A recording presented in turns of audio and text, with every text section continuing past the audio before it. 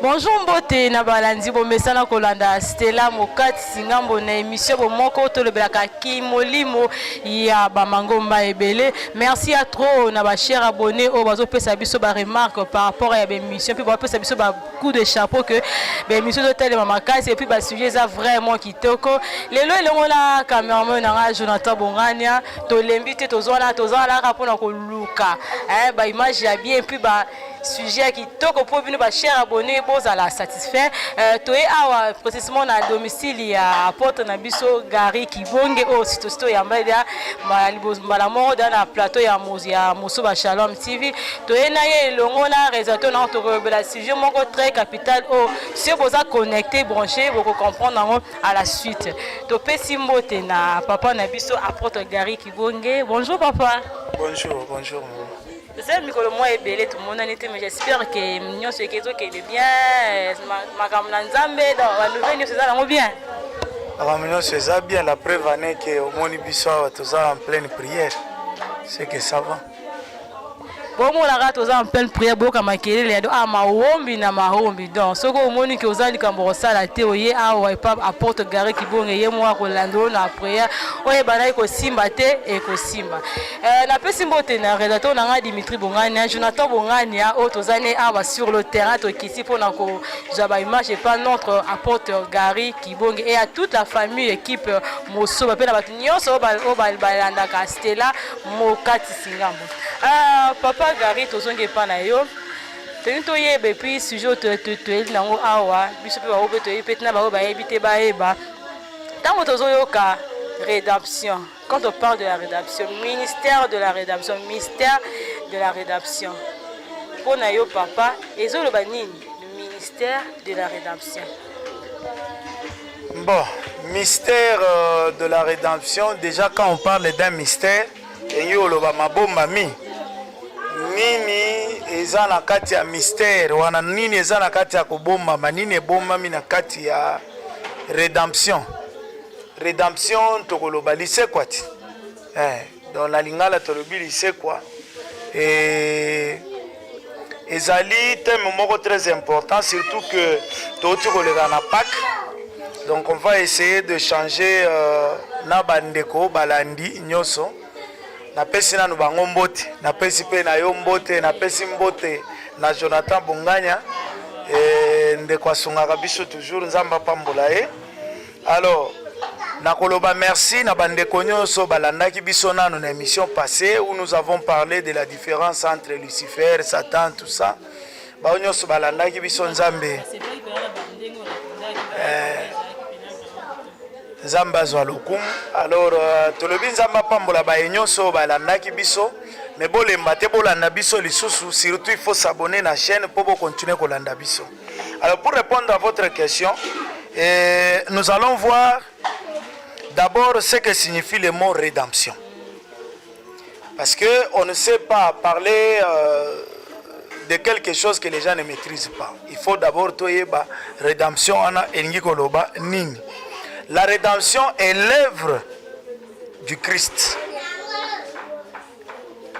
Donc, tant que tozoloba mystère, il y a rédemption. To ma bomba mi ya lycée quoi. Il faut toyeba déjà que ma lycée quoi wana ezali mosala ya Yesu Christ. Qui dit rédemption voit le Christ. Il n'y a pas, le mot n'a pas son sens si Christ n'est pas là. Donc, masolo tozobeta lelo eza masolo ya bato baza messianique, baza christologique, ba chrétien, nde tozobeta masolo aho. Eza masolo oyo eza non chrétien, donc makambo ya rédemption etali ete. Loba ke tango akoyoka biso epesa ye posa ya kokoma chrétien, alors masolo ekotala ye. Masolo ya lelo ezotala juste kaka bato nyonso oyo balobi biso toyamba Yesu lokola nkolo pe mobikisi na biso bango baza na droit obeta masolo parce que qui dit rédemption voit Christ. Alors, en quoi consiste notre rédemption? Et à notre tour, comment nous allons entrer dans ce mystère-là? Ou dans ce mystère? C'est-à-dire, la rédemption, c'est Christ. C'est Christ qui est réellement cette enveloppe qui qui est un mystère to oyo ezali mabombami oyo kosekwa na ye esali ke oyo ezalaki mabombami ezala esu mabombami te. Lorsque vous parlez d'un mystère oyo ezali mabombami, vous voyez d'abord ça na deux temps. Premier temps ezali na temps oyo Yesu nano ayete mais bazolo bakiakoya. Là c'est un mystère qui est caché. Mais une fois que Yesu aye, il n'est plus mystère caché, il devient mystère révélé. Donc lorsqu'on parle de la rédemption comme étant un mystère, il faut d'abord comprendre que c'est un mystère qui est révélé parce que Christ est déjà venu et Christ est déjà ressuscité. C'est un mystère qui est révélé. C'est pourquoi Bisso Tondimelier parce que ce mystère nous a été révélé. Nous avons compris que c'est en étant avec lui que nous sommes ressuscités. Parce que qui dit rédemption, il voit la résurrection. Qui dit résurrection, il est en train de voir Christ. Alors, nous allons essayer un peu d'entrer dans le sens du mot. Parce qu'on va aller vraiment mot à mot. Ce qui est silité, on va continuer. C'est pourquoi tu as l'obligation de t'abonner. Olandi pe clochette wana appuyer pour banaka koyeba ke makambo asikekoti. Alors, si nous devons aller dans le sens du mot, rédemption c'est rachat, rançon. Qui dit rédemption voit le rachat, il voit le rançon. C'est-à-dire kosombama. Rédemption elingi koloba kosombama to lycée kwa wana elingi koloba kosombama. Basombio.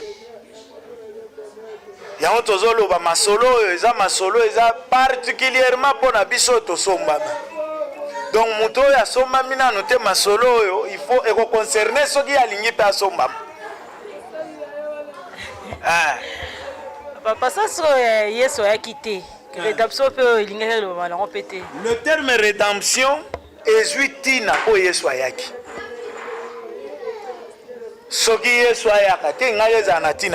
Parce que ici nous ne parlons pas de rédemption le français, mais nous parlons de rédemption par rapport à vrai sens et à terme yango en tant que nous chrétiens, et surtout qu'il s'agit d'un mystère. Yango tozoloba mabomba mio ezali na kati ya lycée kwa ezali mabomba mio tobengi ya kosombama tosombami. Nous avons été rachetés. Il y a eu Mutumoko qui a payé rançon. C'est-à-dire qu'il a foutu pour que ngai na yo na balandi na biso to sombama. Tango to sombami babengi yango lycée Équateur rédemption. Mais tout qui moi mukeza hors sujet maintenant na sujet na tango kalizaka so sala ki lisumu oye na nini na osombi bino boyo makambo évidemment to kosolola nango eza na kati awa siko to benga ntango kala na tango le temps de la grâce pour Yesu aye asombi biso na makila ya to benga rédemption na tango kala eza rédemption te ezalaka rançon mais eza penza rançon penza tui eza lokola eza absolution, c'est-à-dire les gens tozo trouver solution intermédiaire. L'acte composé c'était un acte prophétique, c'était l'ombre de ce qui va venir. Comment on a bazui mpate bake bapesi lokola libonza pour que masumu elimbisama. Bazui mpate bake bapesi lokola libonza pour que likambo songolo esalema. Bazui makila ya mpate basopi o bazoloba l'acte expiatoire pour na koloba place wana ezala purifier ezala sanctifier nyonso wana ezalaki ombre elilingi ya lobi babande kolobela vraie rançon wana ezalaki ombre ya rançon tozolobela rédemption, une véritable rédemption, c'était l'ombre.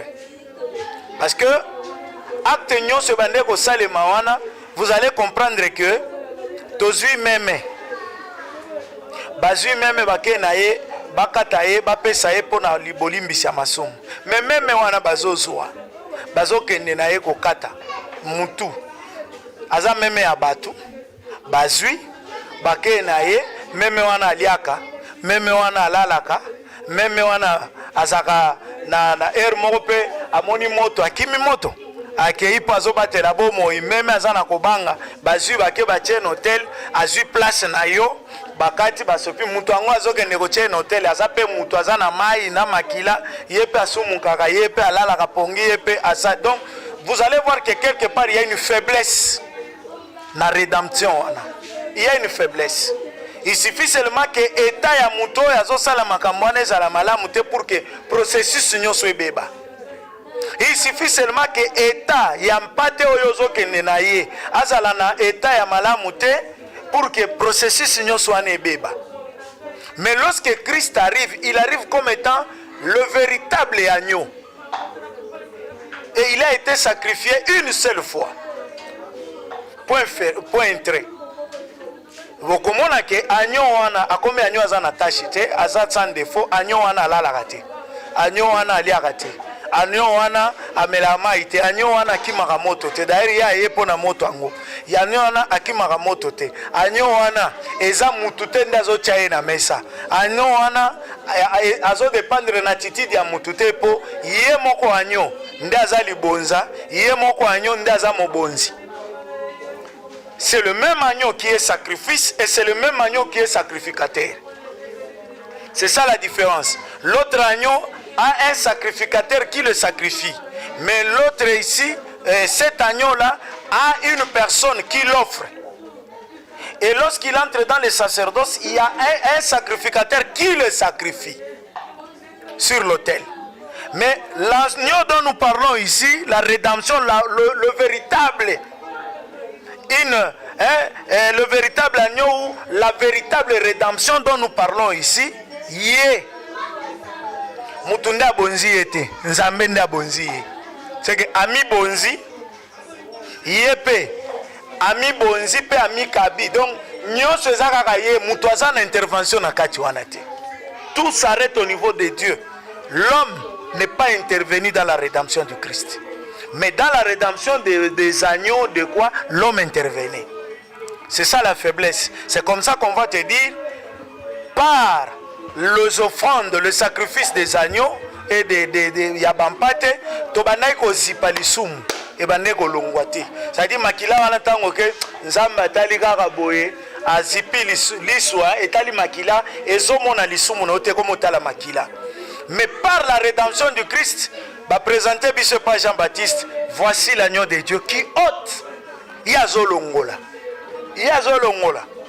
Ça dit tant yozo kende, nzamba zo mona yo boye atali yo penza boye, alobi OK mwana nanga je te reçois. Donc le sacrifice ya agneau na biso aza Yesu Christ ezo zipate ezolongola masum. Voilà. Tu recevoir la rédemption par quel moyen? Rédemption, ma bombe tu recevoir par quel moyen? Yesu to ya na moyen nini? Yango ngala ngai to kende tozolanda parce que ceux qui toke boy ba tu vas comprendre le thème est tellement important à un moment important to outil pas que tozo kende vers plénitude à Saint-Esprit. Si quelqu'un maîtrise makambo yo akomona ke Pentecôte ko salema malamu ponaye. Tolingi to déchirer moyango rédemption. Rédemption signifie rachat ndenge na loba koso mama. Alors, du latin redemptus. Et nous le racheter. Racheter, redemptus, racheter. Oyaso mami. Et on le trouve déjà dans l'Ancien Testament pour évoquer une pratique continue à l'époque. C'était une pratique continue. Hein? Celle de la rançon payée pour libérer un esclave en le rachetant. Donc, là, c'était des histoires continues. Les alaki, oyen taba boy, opesi combien 5 tabac. OK. Comme ça, esclave on a commis libéré. Opesi combien opesi boy, esclave on a commis libéré. Ça, dans l'Ancien Testament, c'était des choses physiques. On a affaire au physique. Les gens faisaient les choses physiquement et c'était continuel, habituel.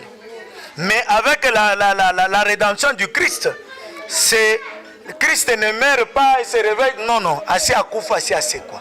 O nyoso akoyamba lokola nkolo pe mobiki sinaye mutu wana Yesu asi asombie. Voilà. Alors, c'est toute l'humanité qui avait besoin d'être rachetée. Toute l'humanité avait besoin du rachat. Tous, nous étions bel et bien prisonniers, esclaves de nos mauvaises penchants, tenus en servitude par les démons depuis le péché originel. Donc, net ozobeta masolo awa, il faut que mutu nyonso azaki na besoin na rédemption. Parce que nous tous on était tenus en prison par le diable au travers le péché d'Adam, qui est le péché originel. Mais tant que mutu nyonso azana boloko, aujourd'hui c'est pas tout le monde qui va bénéficier de la rédemption, parce que cette rédemption là, donc les restes là sont des prisonniers. Donc ndengo changa micro a boye soko za muto oyo achaka micro biso tolo ba makambo nzambe ke ye moko azana nzambe te ozana boloko. Tu es encore prisonnier. C'est là où nazalaka na momesano ya koloba na batu que jusque là les gens n'ont pas encore compris que ce n'est pas la délivrance, c'est une liberté provisoire.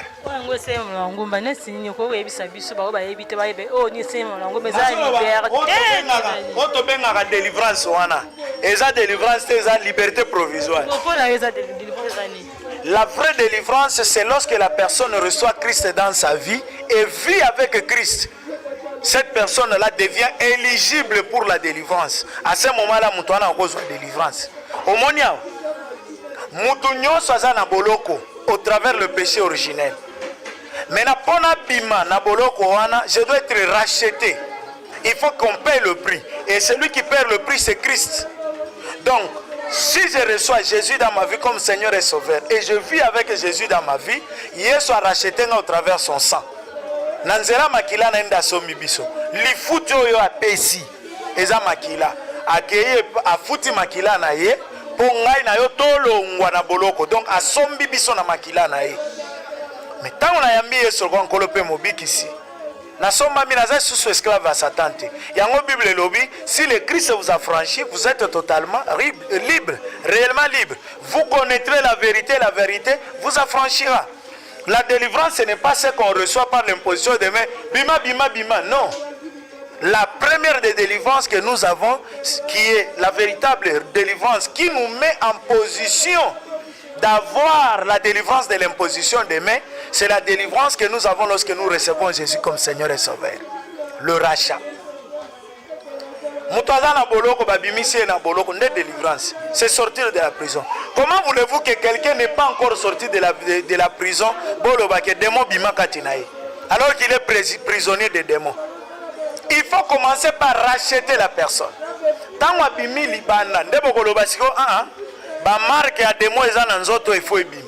C'est ça la délivrance. À l'esprit tel sort du corps.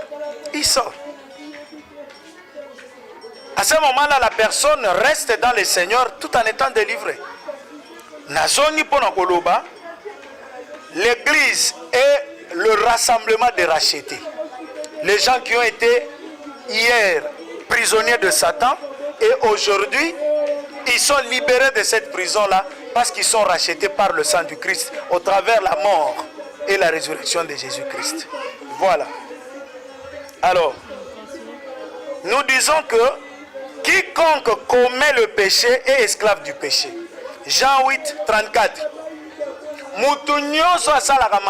Esclave à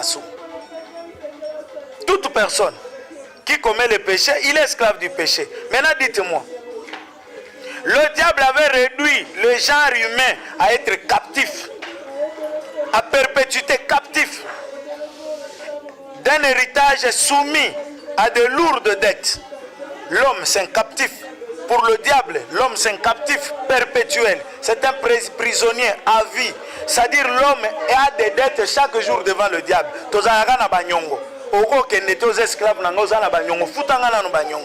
Banyongo kofinga bato silisi nanu te, il fallait ofinga 5000, ofinga 1000, etikali 4000, continue kofinga. Il fallait otonga 100, yo tonga 20, etikali 80, continue ozana nyongo. Les gens ont des dettes. Mais pour sortir de la dette, Jésus a dit OK, moi je prends mon sang, je le verse. Jésus m'a racheté d'une manière perpétuelle, le diable aussi t'a emprisonné d'une manière perpétuelle. Donc, soit Ozana Satan, quand tu commets le péché aux Amutunaye, soit Ozana Yesu, aux autres sa Yesu et tu es libre. Soit tu es avec Satan et tu es esclave. Ozomonate mutu avandi, azomela masanga, azomela. Azaki normal, hein? Ozoma pesa mutu azaki na cravate na ye, bien veste bien, azolobate azaki kimia. Bozotu na ye, il vous répond kimia. Verre à liboso eleki, deuxième verre à desserrer cravate. Ngana lobaka tango bozotia masanga na verre. Tout moi ba muso ezo matalikolo. Sinde kasi tout moi ba demo yango ane déjà we ko mata. Ezokota yo tango ezokota muso wana soko ko d'ailleurs mumeli ya koyebisa yo ke soki muso wana ezate seke za masanga te. Ezana mai musi fo po muso wana ndetu ba demo yango tozokota na nzoto. Ça il faut les kala banzela on le comprenait on rebête la réalité des choses. Je n'ai jamais bu. Ça dépend des convictions à mutuna mutu. Il y a des pasteurs que Dieu appelle à temps plein. Et il y a des pasteurs que Dieu appelle à temps partiel. Et puis il vient à l'église. Et le travail, il ne le fait pas. Il a l'église à temps plein. Alors à ce moment-là, l'église le prend en charge. Donc moi je pense, lorsque nous sommes loin de Christ, au vrai sens du mot, c'est-à-dire, aux anamasumu, yeba que vous êtes esclave du péché, tu es esclave de Satan, à perpétuité aux anabanyongonaï. Lorsque Jésus vient, il te rachète par son sang, tu es libre, à vie, à libre. Tu es libre à vie. Donc c'est à toi de choisir. Alors, nous disons que le diable avait réduit, comme nous avons parlé des dettes, son auteur qui est Adam, c'est lui qui est l'auteur du péché originel. Masuma Utina Adam. Alors, ruiné, l'avait transmis à ses descendants, comme faisait partie d'une succession grevée d'emprunts. Donc, vous devez comprendre que Adam nous a légué le péché. Nous avons hérité de Satan le péché. En tant que notre Père, nous avons hérité le péché. On a hérité le péché. Et nous avons hérité ce péché-là. De la même yango talaka makambo salaka yo moboti. Talaka vi ozo mene yo moboti. Koyeba ke o yozo sala bana no ba ko hérité yango. Adam nous a légué le péché. Et c'est ce péché-là qui va maintenant enlever le péché. Et puis, atikali biso en succession, ce sont des empreintes, atikali bilembo. Mais le péché est ancré dans l'homme. Le péché vit avec l'homme. Le péché naît avec l'homme. C'est un désir. Le péché. Parce que c'est un héritage. Maintenant, vint le Seigneur Jésus. Il offrit sa mort en échange de la mort de tous et versa son sang en échange du sang de tous. C'est Jésus maintenant qui va dire non, non, non, non, non, non. Je donne ma mort pour récupérer la mort de l'homme. Je verse mon sang pour récupérer le sang de l'homme. C'est pourquoi vous allez voir que dans le jardin, lorsque l'homme va pécher, Nzambe akoboma nyama, akopesa mutu nyama te, akopesa mutu makila te, mais apesi ye poso.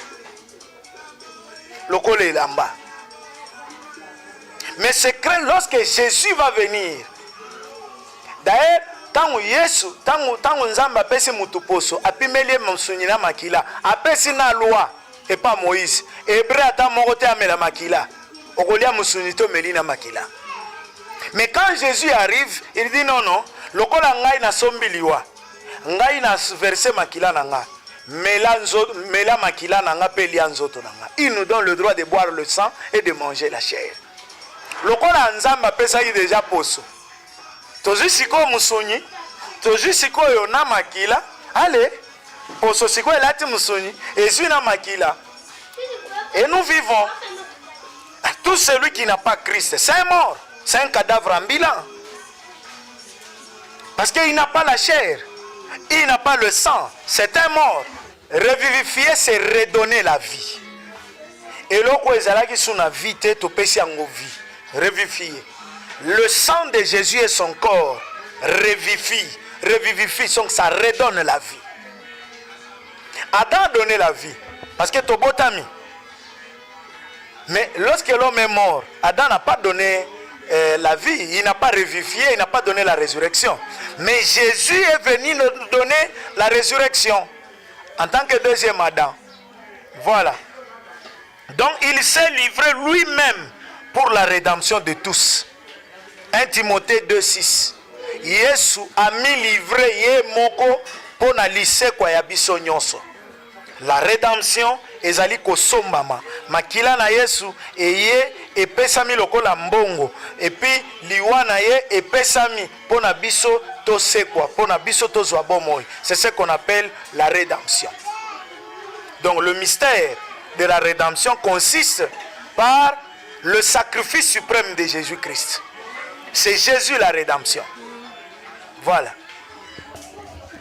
Donc, nous surtout au lobby. Donc, si nous avons posé une question, donc, nous avons sondé la rédemption. Nous avons sondé la rédemption.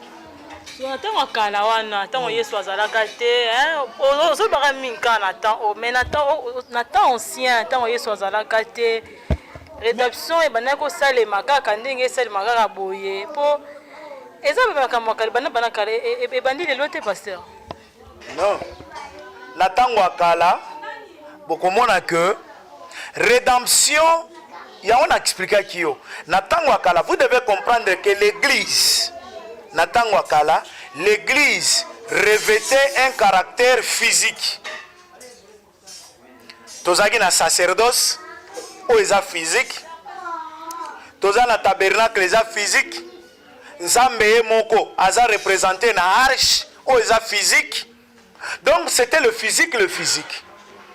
Alors rédemption bandi ko salema mais zaki rédemption ya solo te parce que tobandaki kozipa. Anyo wana abandaki kosomba bomo ya mutu te mais abandaki kozipa mabe o muntu asali. C'est comme ça que vous verrez que tangu Yesu aye sacerdoce change forme. Eza le sous physique te comme spirituel. Au lieu bato bakendaka na temple na temple bakendaka kuna na tabernacle pour que bakende kopesa libonza. Yesu ye moko akomi tabernacle. Yo okomi tabernacle. Au lieu que Jésus aille dans le tabernacle, Jésus vient dans ton corps.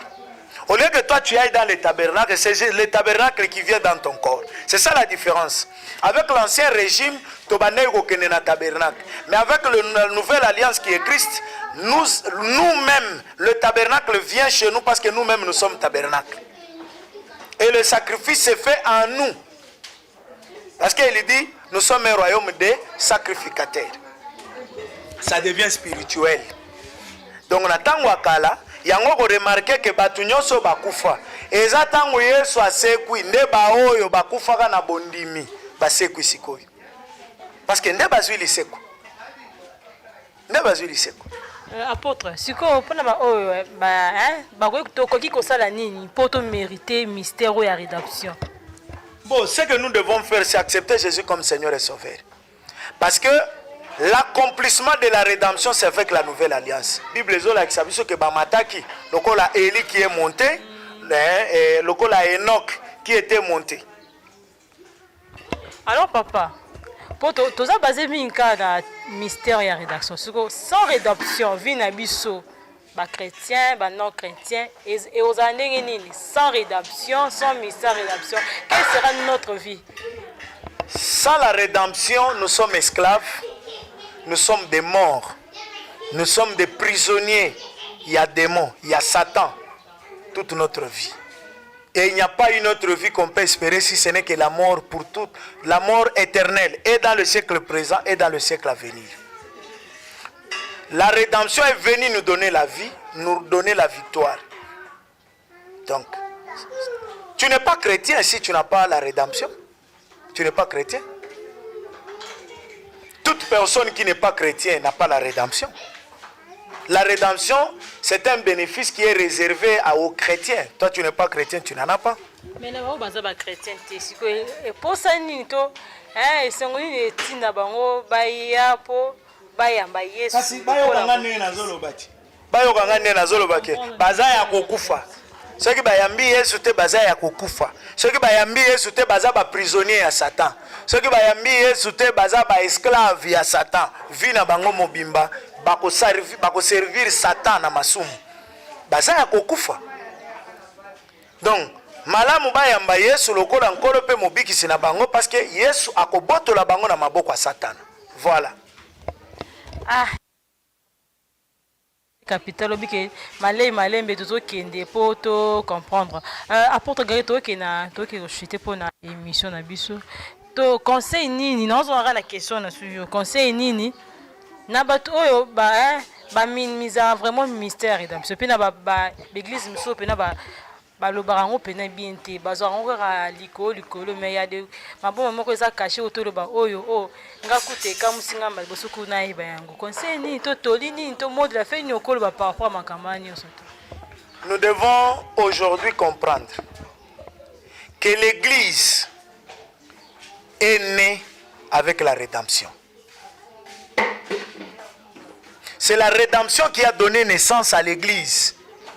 Parce que vous verrez que c'est après résurrection que la Pentecôte est venue et ça a donné naissance à l'église. Avant la rédemption, il n'y a pas Pentecôte. Donc, on ne peut pas parler de l'église sans parler de la rédemption. L'église a un sens, revêt son sens parce qu'il y a la rédemption. Sans la rédemption, il n'y a pas d'église. Donc, mutu nyonso azo négliger rédemption asa nyama. C'est un homme animal, c'est un mort, c'est un cadavre. L'église est christologique, messianique. Du fait que l'église est christologique, tout est axé, centré sur Christ. Or Christ, c'est la rédemption. Christ, c'est le salut. Et c'est la présence de Jésus dans notre vie qui amène le Saint-Esprit. Qui n'a pas Jésus n'a pas le salut.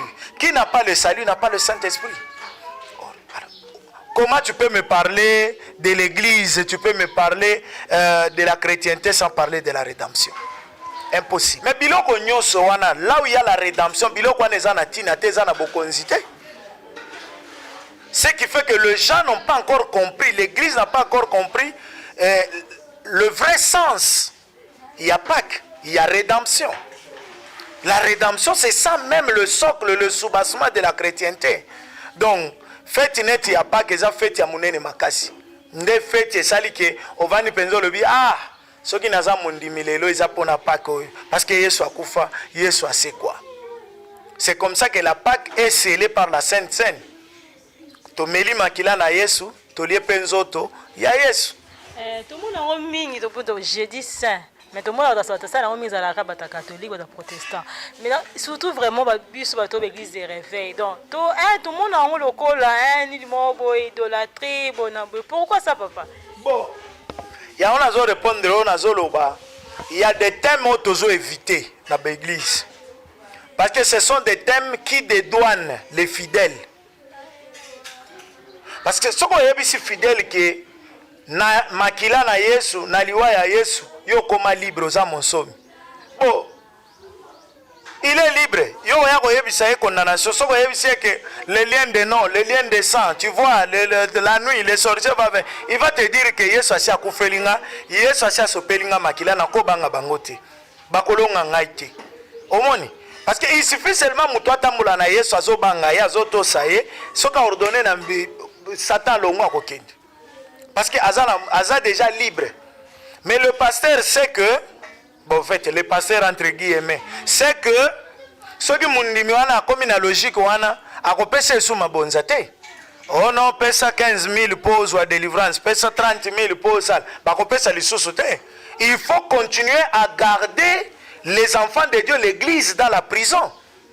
Pendant que la rédemption est venue sortir les enfants de Dieu de la prison. Aujourd'hui, il faut comprendre qu'il y a une autre notion de la prison qui est née, qui est la prison de l'église.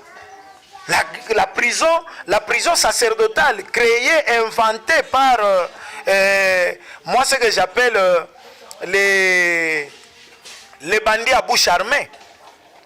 Il y a un clan de bandits à bouche armée. Non mais, au lieu de donner la prédication qu'il faut, la parole qu'il faut, comme il soit fidèle en otage. Comme il soit fidèle, il prison.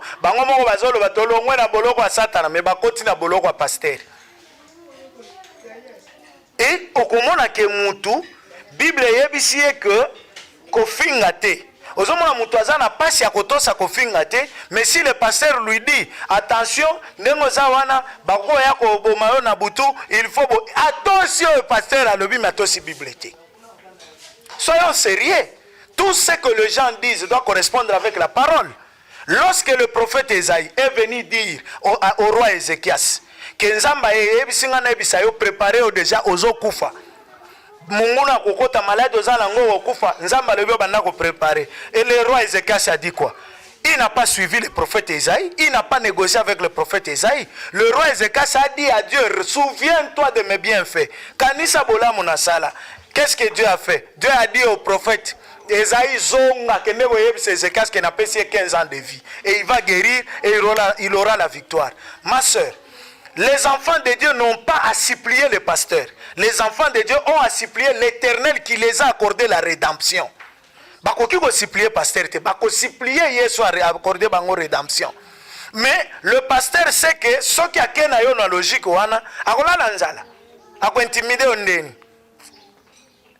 C'est comme ça que vous voyez Matthieu Yahweh à rédemption, qui devait être le socle, le centre des enseignements d'une église. Parce que ndemo beaucoup, il y a église, il y a bondimi. Mututango azondi melanzambe ayebike, lokola na yambi Yesu, lokola nkolo pe mobiki senanga, Yesu asekusinga. Qu'est-ce que Dieu a à faire avec un passeport? Regardez un peu la grandeur de Dieu, s'il vous plaît. Regardez, talana nous sommes ya ebale. Talana nous sommes ya ebale. Soko tali penze ebale bo. Somo zo yoka ya mai wana. Siko nzamba keli ebale wana zandenge nini. Tala baleine munene na ngo. Tala na no elephant munene na ngo. Tala lion ndenga za somo. Tala ours ndenga za somo. Mais nzambe nde akeli biloko wana. Okoya ko réduire nzambe wana na passeport entre nous. S'il vous plaît. Le Seigneur a créé des choses qui parlent, des choses qui vivent, des choses qui respirent. Nzete o ezo respirer. La preuve en est que toza na ba fruit. Maï, ils ont respiré, la preuve en est que Mbis et Zobi Makuna. Mais na passeport, qu'est-ce qui vit? Notre Dieu, c'est un Dieu de vivants et non de morts. Na passeport, vie exaté. Na voyage, vie exaté. Donc, biloko wana, izaba biloko moko, okokiko kitisa nzambe te, okoko rabese nzambe, na buzoba wana te. Matthieu ya komeme pa mundimi eza koyebisa que le mystère de la rédemption. Jésus a donné sa vie pour que toi tu ne sois plus esclave. Si tu continues à être esclave, c'est parce que tu n'as pas encore accepté Jésus. Tu dois chercher le Christ. C'est ça le message.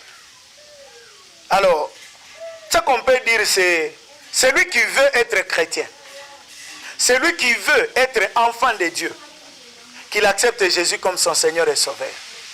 Et il aura le bénéfice de la croyance, de la foi en Christ, qui n'est rien d'autre que la rédemption.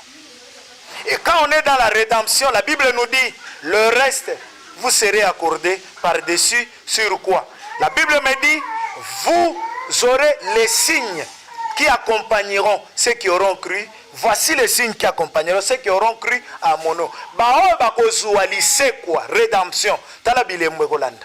Bako bengana milimu mabe. Balobi te ke bakoya ko benganela bango te. Balobi oyo nyonso. Balobi te ke pasteur wako ya te.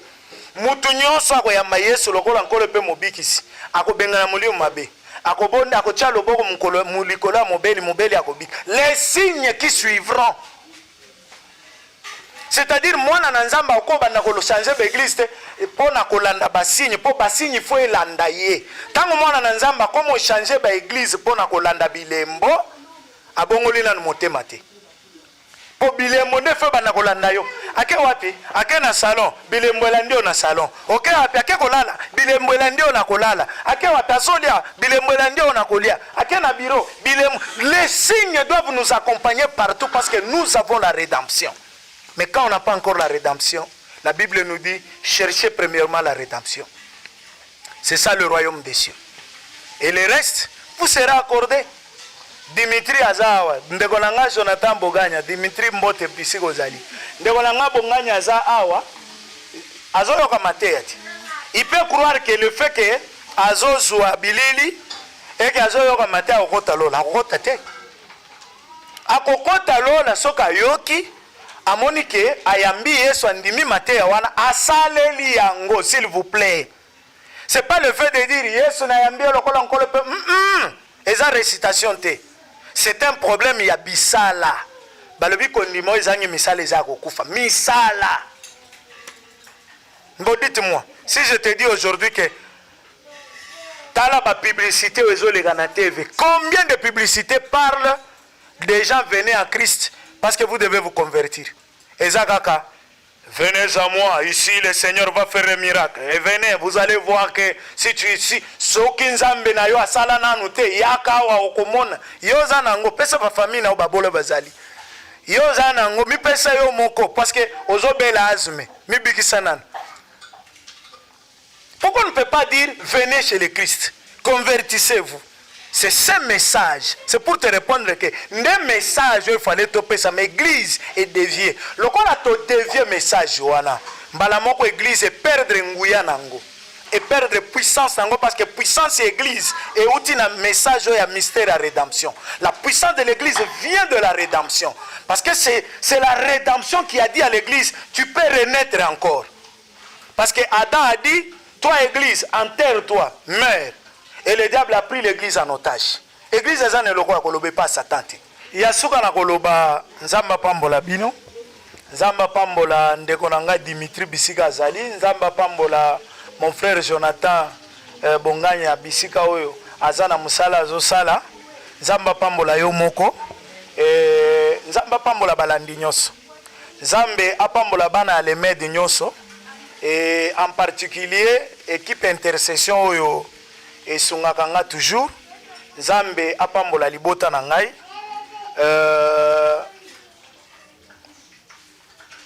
muto akoyokanga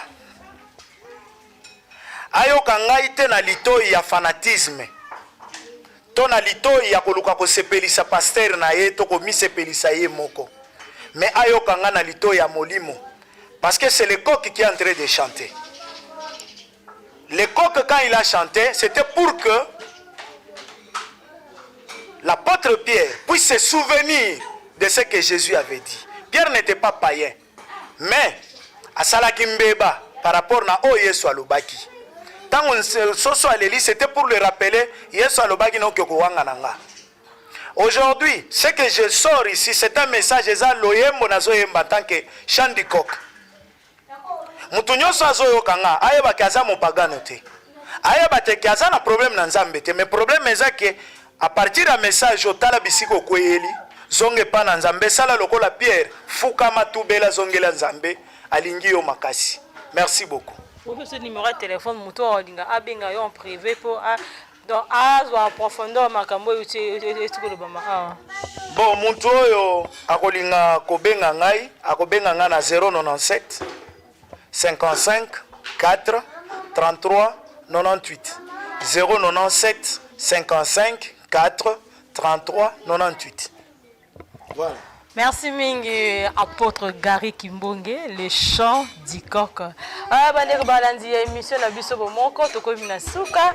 Il y a un thème oyo tant de rédemption, mystère de la rédemption ezani. Nous boyo kindenge pasteur na biso a manuel biso a pesi biso ba réponse nyonso na mituna nyonso oyo biso totuna kibango. Ezaki ngamoko Stella Mokati ngambo azo présenter une émission kitoko et puis na mona sima caméra yemoko cadreur yemoko réalisateur yemoko nyonso J-Box 18000 vies bongana oya boy asali bokina et puis on a pesi mot na famille bongana nyonso puis en particulier na Dimitri Bongani esika eza na pesi mbote Jani na pesi mbote na Théo na pesi mbote na papa Joé Meralino na pesi mbote na bato nyonso o mesa ko na Stella Mokati nga boza ebele sans oublier famille Bolanga papa Michel Bolanga Petit Mayamba Mbundu Sama bato nyonso ya Patrick Opia ya Piché sikoza kuna na mboka bapaya bambote ebele.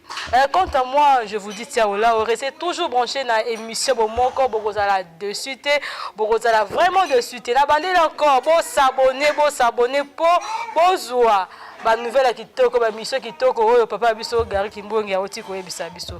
Merci, ciao là, bonsoir chez vous, à la prochaine, bye.